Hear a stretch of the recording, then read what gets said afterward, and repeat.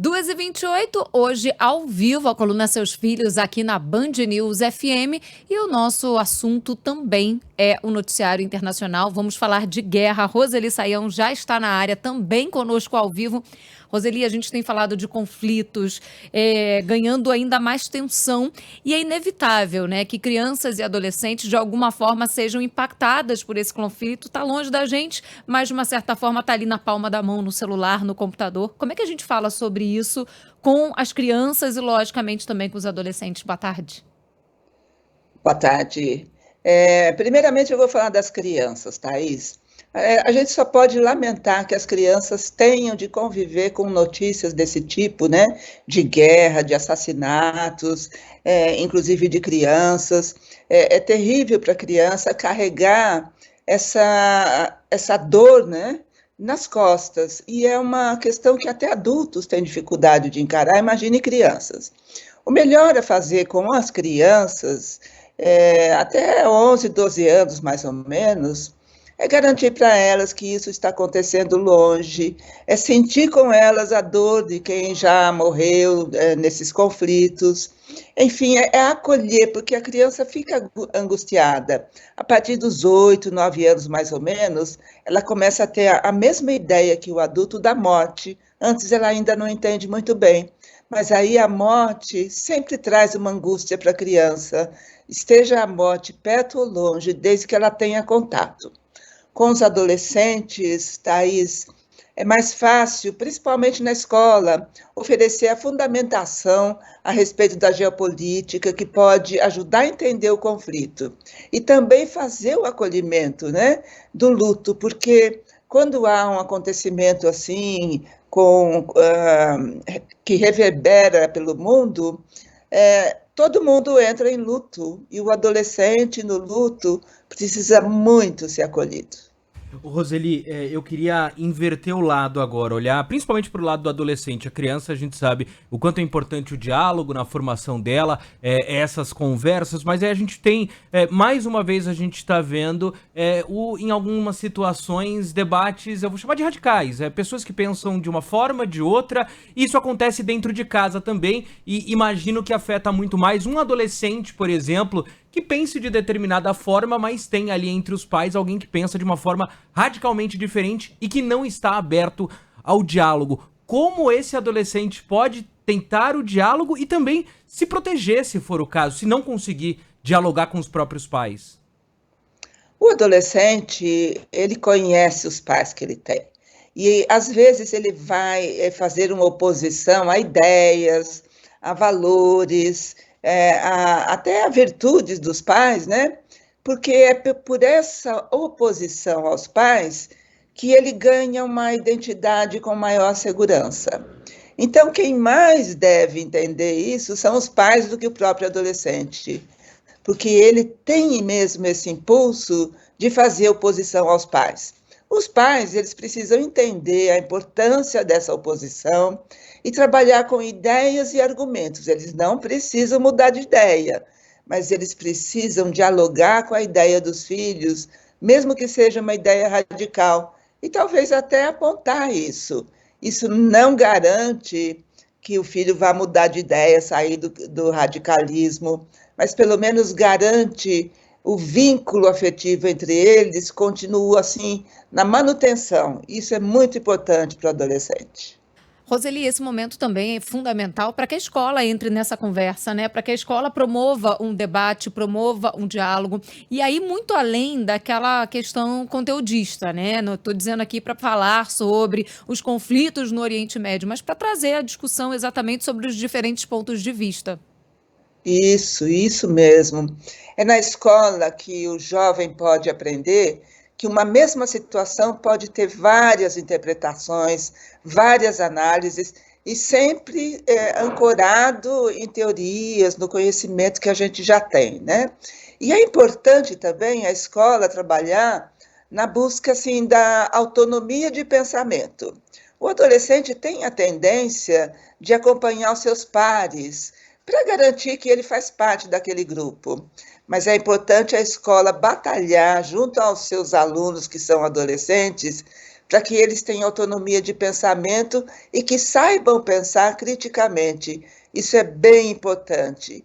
E mais uma coisa, Thaís, é importante também trazer à luz a ideia da educação para a paz, que é uma maneira, né, de garantir que esses alunos conheçam, né, essa busca pela paz e não façam chacota, porque muitos deles fazem, porque a paz mundial já foi motivo assim, de concurso de Miss e virou quase uma piada.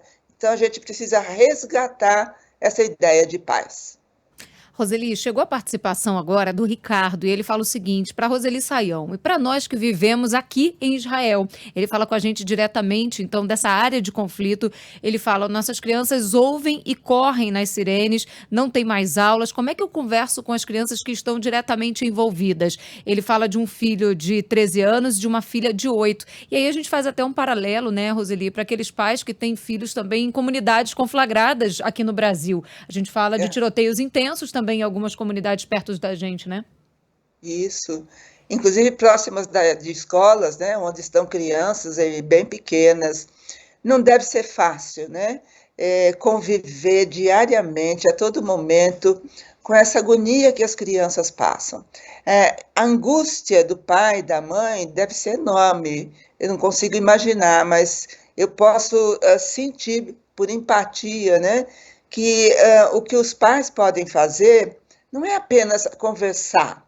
Eu acho que é sempre necessário conversar, orientar, dar as instruções que estão valendo no momento, em busca da maior segurança possível, mas é importante assim, ouvir um pouco os filhos. O que eles estão sentindo nesse momento? Quais são as emoções, né, que afloram para a criança e mesmo para esse de 13 anos que já é adolescente.